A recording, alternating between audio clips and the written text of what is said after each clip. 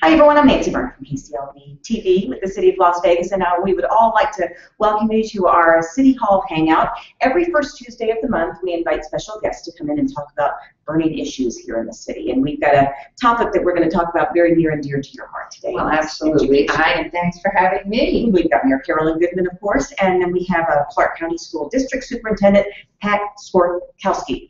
And we are going to let you know that if you have any questions, you can ask them live by going to hashtag City Hall Hangout. And once this hangout is over, it's going to be recorded and it will be available at youtube.com/City of Las Vegas. I want to remind you that we're doing this live here on September 9th. September 8th was a mess. And so I know both of you have been very, very busy dealing with floods, that sort of thing. What's going on as far as our schools are concerned? Well, a portion of our valley, the area around Mesquite, Logandale, and Glendale, was hit the hardest with the rain. We had over 4 inches of rain in just a short period of time, which flooded the entire valley, cut out power. Last night we had about 140 students at one elementary school that we could not get home until almost 9 o'clock at night because the roads were so bad.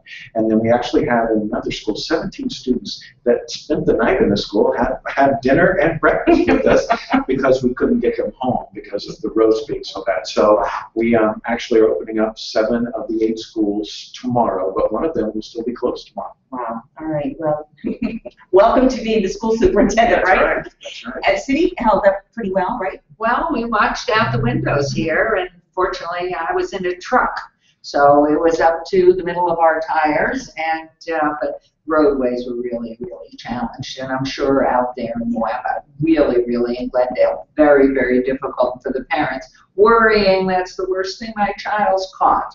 And so I'm so glad that did you get buses out there or no? We actually were able to use some private vehicles. Some people were able to, 4-wheel drive vehicles, get in and out. But it took us a while to be able to do that. So it was a challenging night for us. So my warning always is parents, be patient. Mm-hmm. Always be patient, but know that we're going to do the best we can every time. And so it's great what you had done there. And yesterday we were able to put updates on CCSD.net, and then our Twitter feed had updates as well. So for any parents, when situations like this happen, check the website and check our Twitter account because we try to put the latest information there to keep everybody informed, as well as our parent link phone system. And you also have an alert, do you not? We do. So, rest assured Clark County School District really is on top of things. And it was just one of those horrible storms that we get every once in a while, and especially over the summer. That's right. Well, it's wonderful. There's so many social media outlets in order to get important information out to people, like Google Hangouts. Once again, a disclaimer, we're doing this live on September 9th, so by the time you watch this recorded, everything will probably be completely back to normal. Well, let's talk about it. A new school year. School started about 2 weeks ago. How would you say it rolled out? It rolled out well. We've had some great challenges. Every day we should be doing a balloon drop to celebrate the next milestone in the highest number of students ever in the Clark County School District. As of yesterday afternoon, we were at 316,987, which is almost, we're just 1,000 shy of our 100% projection, which we believe will come in the next day or two. And we are headed towards 320,000. We have our bus systems are running much better now. First day though, we had only 31 routes in the morning that were actually late. So out of the 1,437 routes, we had some good situations going there. I think we've got the challenges with the food service, those beginning of the year challenges. And then we are rolling out our infinite campus system. So our students were able to actually get online to check their attendance and grades with the new system. Parents will get that information on September 30th and be able to log in. Oh, that's a great tool, at least for parents it is. Right. So they'll be able to watch them all the time and see what they're doing, if they're sleeping in class or not paying attention. So it is wonderful. Well, it's always amazing to me. It seems like it gets kind of late in the summer and we're still looking for like 300 teachers and then bam, it just happens. And I think it's because everyone wants to live in Las Vegas. Well, and too, as the economy is coming back, more people are moving to our community, and that's going to do nothing but put more children into the school system.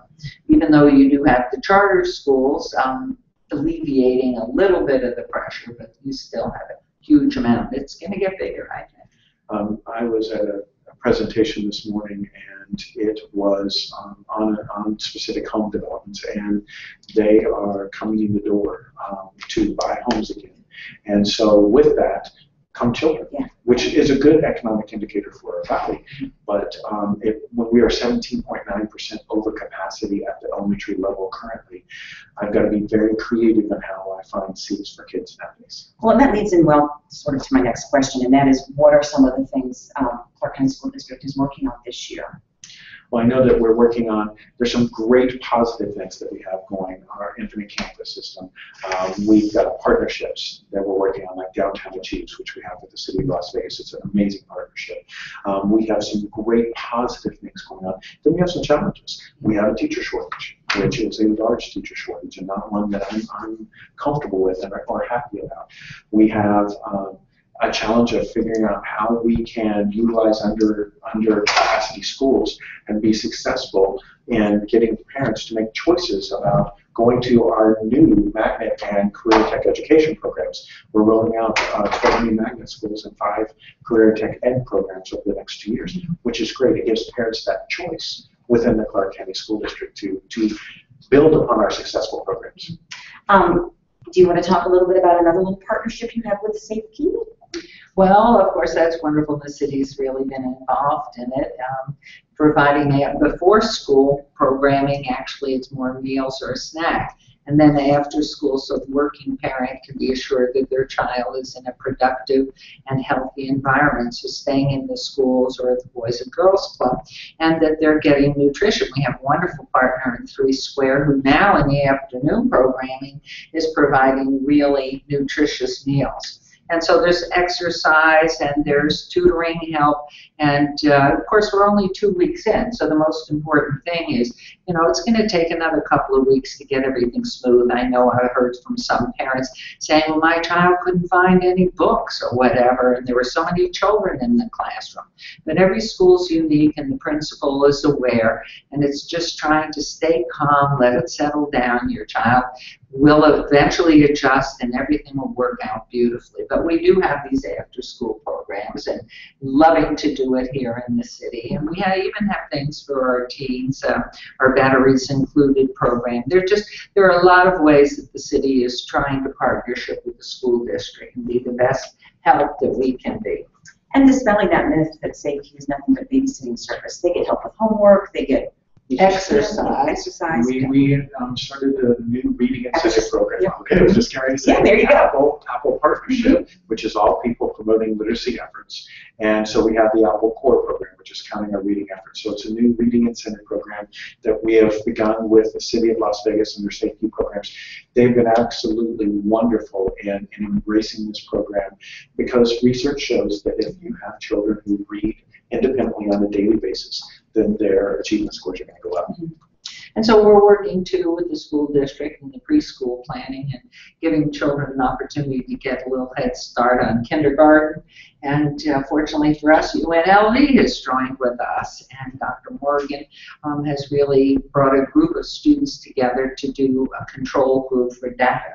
So we're able to track what's happening with the students as we enter into a preschool marriage as well. So it's sort of exciting, and things are happening, and that's the wonder. I mean, this is, are we still number 5 as the largest school district in the country? We are, and we are growing fast on number 4.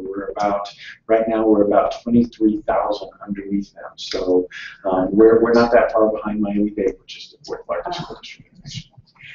For people who might have just moved here and are not familiar, Carolyn Goodman founded the Meadow School. It must be nice to have a city leader for whom education is this important. My first meeting with her as the superintendent was just a joyous love fest. It stayed on. Because we are both committed to the education of the children in our community, and that's the essence of this amazing partnership, is that personal commitment on both of our parts, that it has to be about every student in every classroom. Right. And I think, too, we depend a lot on the volunteer and the caring home parent that's going to be there, or a guardian or a relative.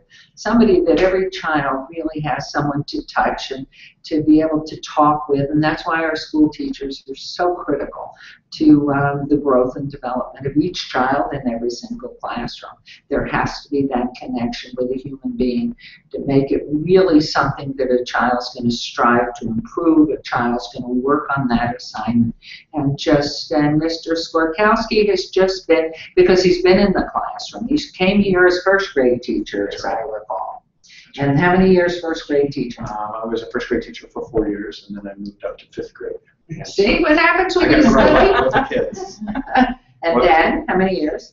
So I taught for 7.5 years, and then I was an administrator at an elementary school as an assistant principal at 3 different schools for 2 years. Couldn't hold a job. I couldn't for a long time, Okay, which is exciting. That, then? it's never. I was a principal at Doris French Elementary School for 5 years, and then a middle school principal at 2 different middle schools for 5 years, and then moved into central office. And for a period of about 2 years and 2 months, I was in 4 different jobs, including the superintendent's job. So how's that? But if you work hard and you believe in something, look what you can achieve. That's right. You can achieve a job where you don't get any sleep. That's right. And I lost some last night working for my kids. I'll be honest, I did. I think a lot of people are not clear on the fact that the city actually does not directly fund education. Because I know we get a lot of questions about this thing, but we're very involved in improving the education system. We've just named a lot of those in safety, but how does it work? When people come to you and say, why aren't you putting more money into the schools? It's kind of hard for you to explain. Unfortunately, it really is. It's the way the governing structure is set up.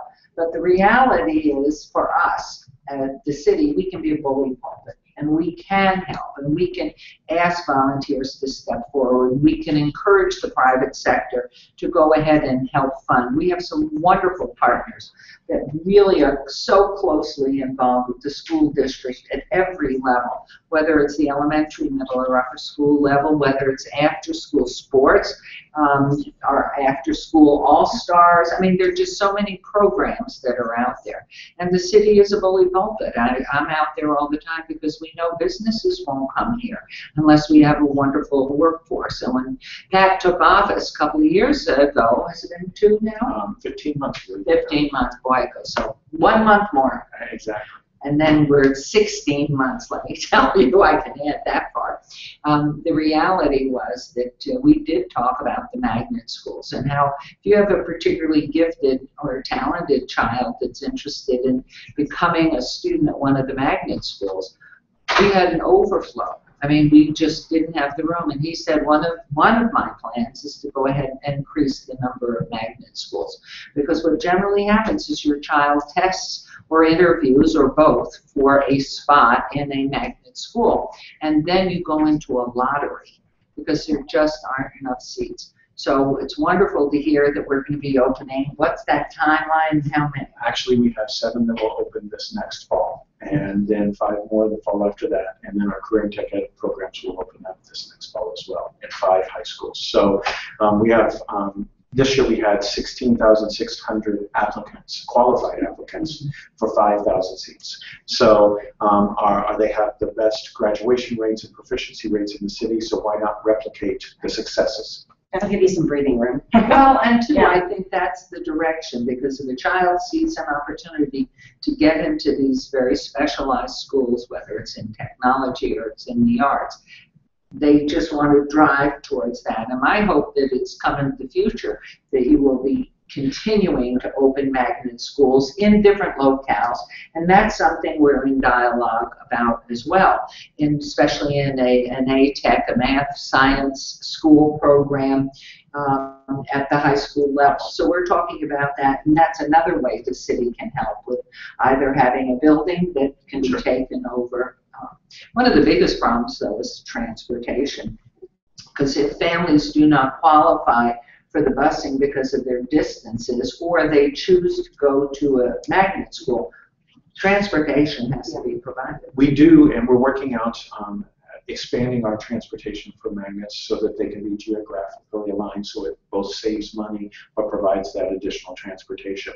And so, we're very excited. This last week we had a presentation to our board where we talked specifically about utilization of other spaces to provide an educational environment for kids in a unique programming situation. So taking a building and making it very much like an open laboratory type setting where you have classrooms so that there's some face-to-face instruction, but you have collaborative spaces where students can engage in that blended learning as well as those project-based learning activities. And also, aren't you working with the RTC? Yes, we are. To see how we can get our public transportation really moving students around town so they can access programs or access schools that they might not be in a district where the school bus would go, or they're too close in, they don't qualify, and the parent says, no, you're not going to walk your 1 3/4 miles or whatever to school. So the RTC is another partner, and that's what's special about our entire community in Southern Nevada. Everybody working together.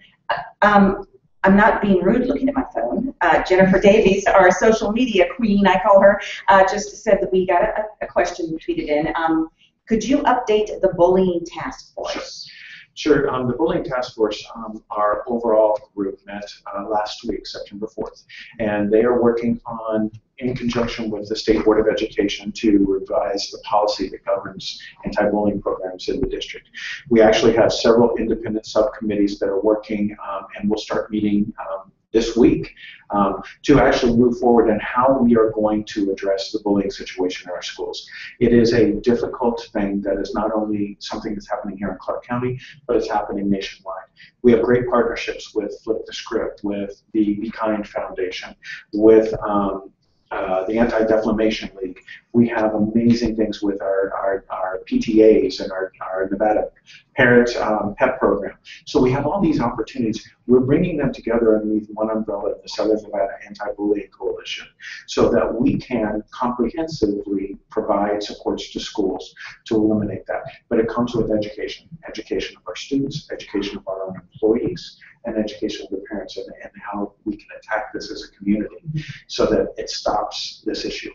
I don't know if we'll ever stop it, but if we can reduce the amount of pain that students feel going to school and being bullied, then we have done our job. And knowing the signs to look for, because a lot of the children don't want to talk about it because they're afraid there'll be repercussions more. Well, it's a very interesting subject because since man came onto this earth, there's been bullying. And so it is something I think parents, and I'm a parent of 4 and grandmother of many, I think one of the things is for a parent to make sure that they have worked with their own child, talking about what can you do? What if you're bullied? What would you do? How would you handle it? What are things that might happen? Or if you have a friend, how can you help?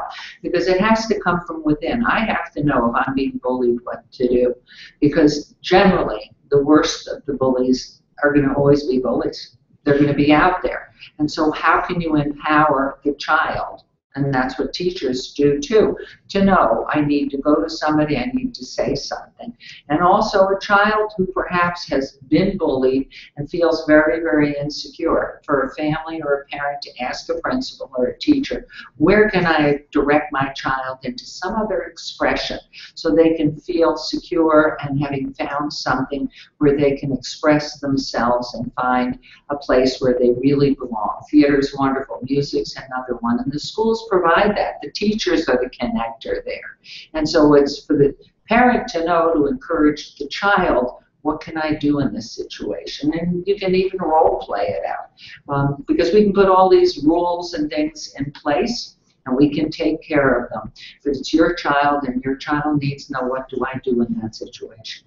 And also educating and empowering the kids that are not being bullied to stand up for the kids that are. Without question. Yeah. It's the upstanders or the bystanders, because they are the key in this whole situation. Research shows that if somebody who's not involved says you need to stop that, within 8 seconds the situation usually de-escalates. And so we have to teach kids that it's okay to stand up. And then we have to teach our employees how to work with those kids to make sure that they understand this is not only an expectation, but it's a responsibility to all of us as humans. And one of the biggest problems is the children are small, or in middle school years, it's a lot easier for the adult. As the child gets to the bigger teenage years, there's a reticence on the part of the adult or the parent to step in. And so that's a whole other learning process and education that the school district can provide. Well, this might be a good time to ask this question. So how can people in the community help, not just with bullying, but with the schools and volunteering? Is there anything that people can step up and do? We have our partnership office that has many different projects that we are working on, specifically with individuals, with groups, and with businesses. And so we actually try to design an experience that supports our 6 goals for increasing student achievement and making our district a better place. We try to actually find ways that they can work on things that they want to do. We have graduate advocates who are students that students receive mentors that are graduate advocates that come in and guide them through the process from middle school all the way through high school. We have groups that adopt schools through our focus school partnership. So we have people who will go in and work and tutor or spend time or provide support to the teachers in the classrooms, sometimes resources. And so we have those programs. We also have programs that are on the corporate level so that we can bring in, let's say, a partner now to work with our reading incentive program so that now we can provide some financial incentives to the schools that run these programs so that they can then put the money back into their reading incentive programs to get students to read more. So we have many different levels of partnership. But what's amazing is our partnerships with our government entities. And the city of Las Vegas has really sat down with us to say, this is important. We have these kids who are right next to downtown, yet don't have access to all the excitement that's there. And we have to break down that barrier so that everyone has access to the amazing things that are happening in our community of Las Vegas. And we have a very rich senior population.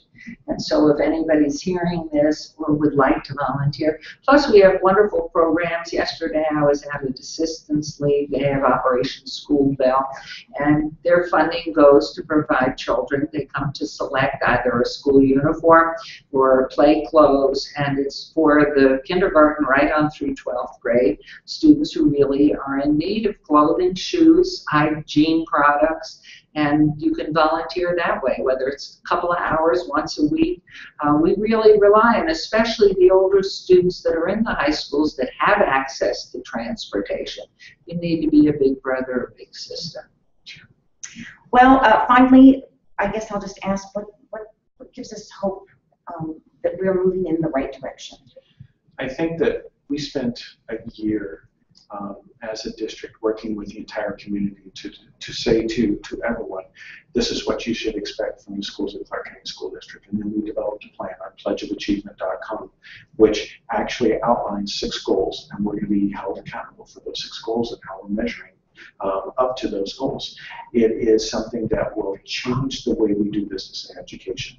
We are looking at return on investment, which school districts have never done in the past. We are looking at new ways of finding support for resources in the classroom. So there's so many positive things that are headed in the right direction. It's now getting the entire community together behind us and working with us as a partner to move that so that we make the Clark County School District the district it should be when it comes to comparisons in the nation.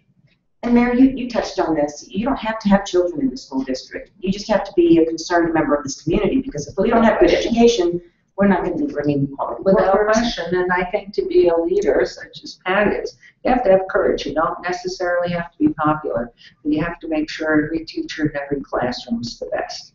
And unfortunately, we have teachers who've been in our community for many years who really have not been doing the right job. And so it's time for them to find something else to do, because it's a best teacher in every single classroom who cares about that child in the classroom, can look at a classroom, look at children coming into the classroom, see their eyes, and know something's wrong that day.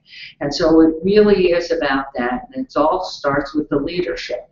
And I've been watching Pat go through this 15-month period, and knowing that he has had deep courage to do that. You have to have a very strong spine and to say, you know, you're just not doing the job, and for our children, I'm not going to have that anymore. And so to make sure that every principal has the best teacher in every classroom, which means his job is to make sure every principal's the best. Any final thoughts? It's just, again, an amazing opportunity to be able to talk about the amazing partnerships that we have within the community and the city, and to have Mayor Goodman's support is something that is very near and dear to my heart. Well, thank you, Superintendent and Mayor. Oh my gosh, you get me started on this gentleman. I've been waiting all these years. It's been 30 years, and he's finally here. I know we've had some wonderful people, Governor Gwynn, of course, in the school district, not for a very long time, though. We've had some other wonderful ones, but this young man stands on a different plateau, and I'm so proud of what he's done, and I just hope he keeps smiling. So everybody that's watching this, make sure that you send smiles to Pat Skorkowsky, our superintendent of the Clark County School District. Thanks, Mayor. That's quite an endorsement. It was. And thank all of you for joining us. As a reminder, this Hangout has been recorded and will be available at youtube.com/City of Las Vegas. And we'll see you on the next Google Hangout, which will be on October 7th.